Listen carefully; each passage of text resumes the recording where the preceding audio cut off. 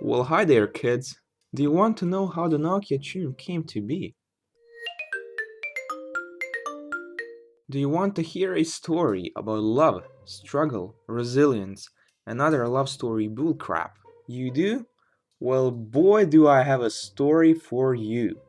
Well, I'll tell you a story about a man named Francisco Tarraga and how he, single-handedly, changed the course of the history. Well, not like that, more like this, but whatever. So, the composer was born in Villarreal, Spain, in 1852 as Francisco de Aziz Tarrega y Aissea, shortened to just Francisco Tarrega. As a kid, he was no joke. He would actually run from home, urging his father to come looking for him and bring him home multiple times. And after he got bored of doing this, he eventually enrolled in a musical conservatory in Madrid, which was huge at the time.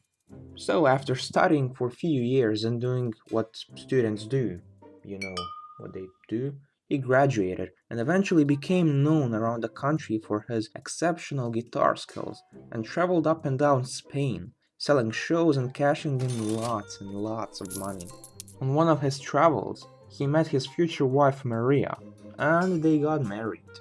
And they had a child that was also named Maria, and the child died, and it all went downhill from there.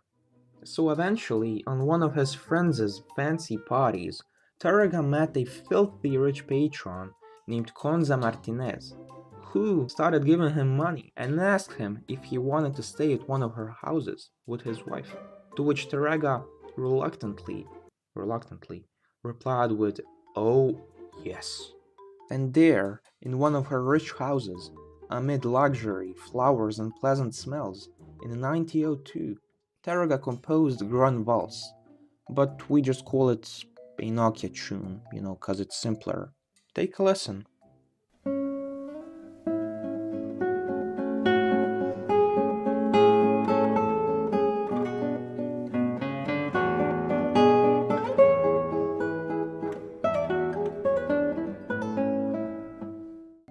Pretty cool, huh? But the composer died 7 years later, in 1909, from a second stroke, while the first one left him half paralyzed for 13 days. Yeah. Fast forward from 1909 to 1990s, specifically in Europe, specifically in Finland, specifically in Helsinki. There, Nokia's executive vice president, Anssi Vanyoki, was looking for a catchy tune for their mobile phones when he stumbled upon Tarraga's work and chose this part exactly. And the Nokia staff were the lucky ones, since they weren't obliged to pay anything. Apparently by Spanish law, and Tarraga was Spanish by the way, 50 years after artist's death, there is no copyright on all of his or her work.